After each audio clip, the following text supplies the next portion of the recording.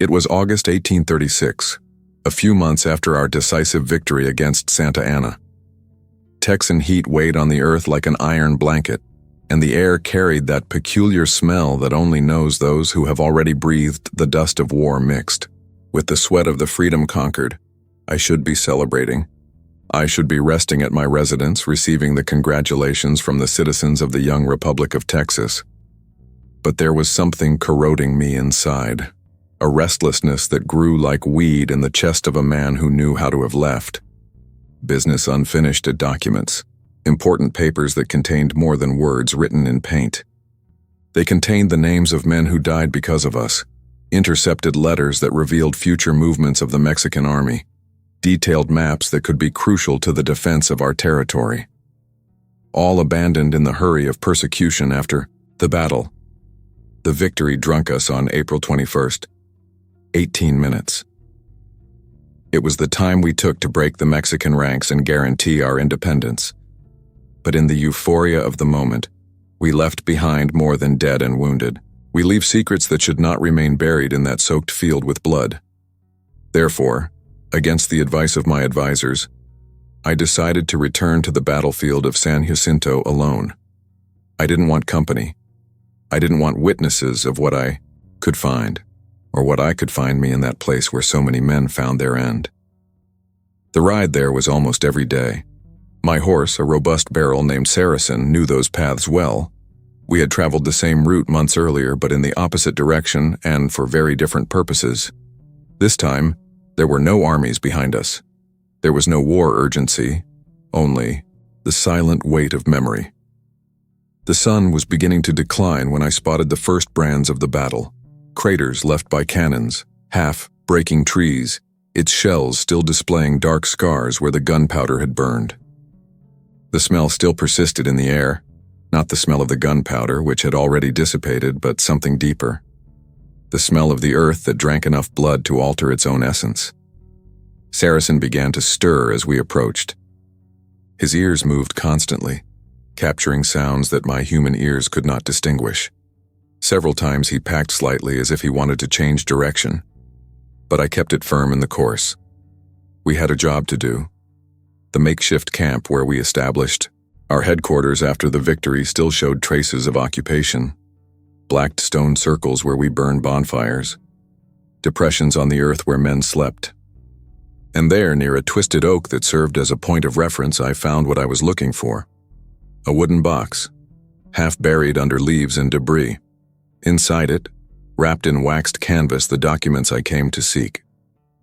They were intact, protected from moisture and elements, but when I touched them, a strange feeling traveled my spine. It was as if the papers still kept the urgency of the moments in which they were written, the tension of men who handled them before leaving for a battle from which many would not return.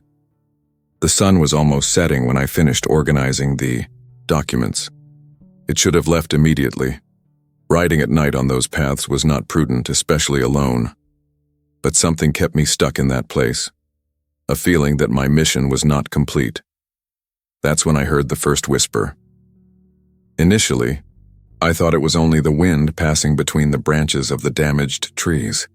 Sound had that indefinite quality that the breeze acquires when it finds irregular obstacles. But as I paid more attention, I realized that there was something different, a cadence, a rhythm that was not natural. Saracen also heard.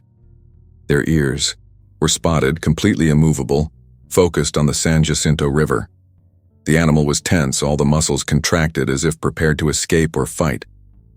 But against what? I left the documents carefully stored in the saddle and walked toward the riverbank. The water was low at that time of year, exposing sand benches and rocks that were normally submerged. The almost full moon painted the surface, with a silver shine that made each ripple visible. The whisper became clearer as I approached the water. It was not the wind. They were voices. Human voices speaking of Spanish with that characteristic accent that I learned to recognize during years of conflict on the border. Words whispered urgently, as if they were important messages being transmitted secret.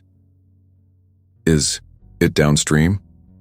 Los Llanos, in the surroundings. We cannot escape. In Jacinto. I stopped on the shore, the heart accelerating. I looked everywhere, looking for the source of the voices. But there was no one there. Just me, my horse a few meters away, and the moon witnessing my growing uneasiness. The voices continued from the water itself, not from any specific place on the opposite bank or between the shrubs, of the water itself, as if Rio had developed the ability to speak, using words that he knew too well, words of Mexican soldiers, words of lost men, words of dead men. My first reaction was rational, as I always tried to be the inexplicable. I looked for logical explanations. Perhaps there were Mexican survivors hidden in the region, too injured to escape, but still alive enough to whisper their anguish in the darkness. Perhaps there was some strange echo, some acoustic peculiarity from the place that was carrying voices far away. But as I kept listening, the nature of words began to rule out these possibilities. El agua. It's up. Mis pulmones. In the child breathing. La sangre. All this bloody in the ring. They were drowning reports, death descriptions by immersion. And I knew, with the terrible certainty of those who commanded that battle, that many Mexican soldiers really died drowned in San Jacinto. During the confusion of defeat, hundreds of men panicked to the river, trying to cross it to escape. But they were equipped with heavy weaponry, exhausted by the battle, wounded by the fight. Many failed to reach the opposite bank. The water that should be your salvation has become your tomb. At the time, this seemed just a natural consequence of the war. A tragedy, yes, but an inevitable part of the conflict. Now, hearing their voices emerge from the same waters that swallowed them, the situation acquired a completely different dimension. Ayúdanos. We don't want to be here. We want to go home. The request for help struck me like a punch in the stomach. They were supplications. No threats or curses, but desperate requests from lost souls that could not find rest. I took a few steps back, moving away from the bank, but the voices followed me. Not physically, the sound was still coming from the water, but somehow they knew I was there, they knew who I was. El General Tejano, Sam Houston, Tu Matas, Tu Perez, release us. Swallowed dry.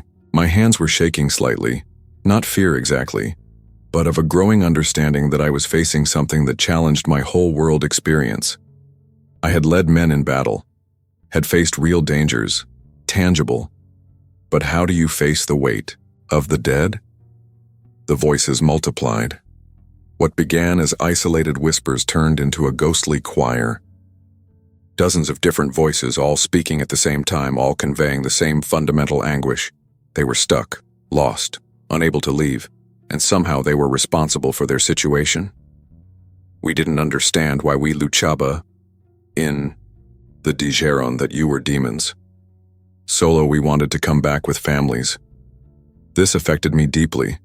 During the war, it was easy to see Mexican soldiers only as enemies, men who threatened our freedom, our land, our families. But there, listening to their laments, I realized that many were only young people following orders, fighting a war that perhaps did not fully understand. I sat on a stone near the bank, not out of tiredness, but because I needed to process what was happening. The voices continued, forming a melancholy symphony that echoed through the Texan night. Why can we leave? El río nos here.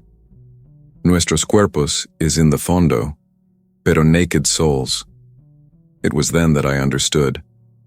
The San Jacinto River not only witnessed our victory, he became the final repository of hundreds of souls who died away from home, without the proper rites, without the proper farewell. The water that should take them away and kept them forever stuck. I closed my eyes and tried to find the right words. I didn't know if I should speak aloud or just think intensely, but I felt that I needed to answer in some way. It was not my intention, I muttered. War. The war forced us to difficult choices. The voices settled momentarily as if they were listening. Luchaste with honor, said one voice clearer than the others. Pero nosotros, us we followed. What do you need? I asked, feeling strange to be talking to the river. Liberación. Peace. that someone retrieves that we have gone in the soil enemigos. I spent the rest of the night on the bank of San Jacinto, listening to the stories the voices told, stories of young soldiers recruited from distant villages, stories of men with families waiting at home, stories of fears and hopes that were not so different from ours. One was named Miguel. He was 19 years old and a pregnant wife in Veracruz. Another was Eduardo, 32, who had enlisted to pay his father's debts. There was also Carlos, only 17, who had lied about his age to impress a girl. In her hometown, each story added weight to my chest. Not exactly to blame, I knew we had fought for our legitimate freedom, but a deeper understanding of the human cost of our victory. These were not just low numbers in a military report. They were people. They were children, husbands, brothers. As night was advancing, I realized that the voices were getting weaker, no less numerous, but less intense, as if the act of being heard, of having their stories told, were somehow relieving their suffering. "You will remember numbers?" asked Miguel. "You will say to otros that we were not monsters?" added Eduardo. "Podas ayudans finding peace?" alleged Carlos. I promised. Yes, I didn't know exactly how, but I felt it was my obligation, as a victorious commander, as leader of the Republic of Texas, as a human being who had participated in his destruction. I had a responsibility to these lost souls.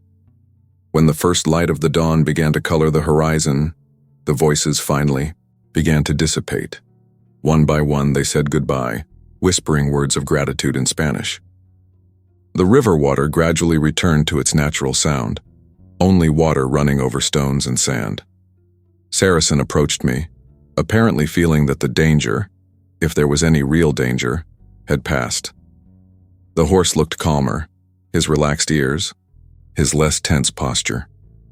I got up from the stone, collected the documents, and set up for the trip back. But I knew it would never be the same. It would carry with me not only the glory of victory in San Jacinto, but also the weight of souls that this victory cost. During the following weeks, I fulfilled the promise made to the voices of the river. I started talking about the humanity of the Mexican soldiers who died in battle. I insisted that they were treated with respect in our historical records. I proposed that a memorial be erected not only to our fallen, but to all who lost their lives in that conflict. Many considered these strange, even controversial ideas. "Why honor our enemies?" they asked.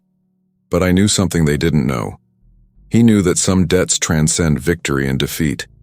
Some responsibilities are spiritual, not just political. I never told anyone about the voices I heard in San Jacinto. Who would believe? Who would understand that a general can be haunted not by the enemies he killed, but for the humanity that initially failed to recognize in them? But experience has fundamentally changed my perspective on leadership and conflict. He taught me that true victory is not just about defeating the enemy, but in honoring humanity that exists even in those who are forced to fight. I returned to Rio several times over the years. Sometimes, especially on full moon nights, I can still hear distant whispers from the water. But now they are whispers of peace, not torment. Words of gratitude, not supplication. Miguel found his pregnant wife. Eduardo paid his father's debts. Carlos impressed his girl, not the way they planned, but through the posthumous dignity that was finally granted to them. The war ends when the generals declare victory, but true peace only begins when we recognize the humanity of those we lose along the way, on both sides of the trenches. The San Jacinto River continues to flow, carrying its waters to the Gulf of Mexico. But now it also carries honored memories, stories told, names remembered, and maybe, just perhaps, souls finally at peace. If stories like this, which reveal the deepest and most unexplored aspects of our history, touch something in you, consider subscribing to this channel. There is much more to find out about the mysteries that shaped our land. More voices waiting to be heard, more truths waiting to be revealed. Because history is not just about the living who write it, it is also about the dead that haunting it, until they finally find peace.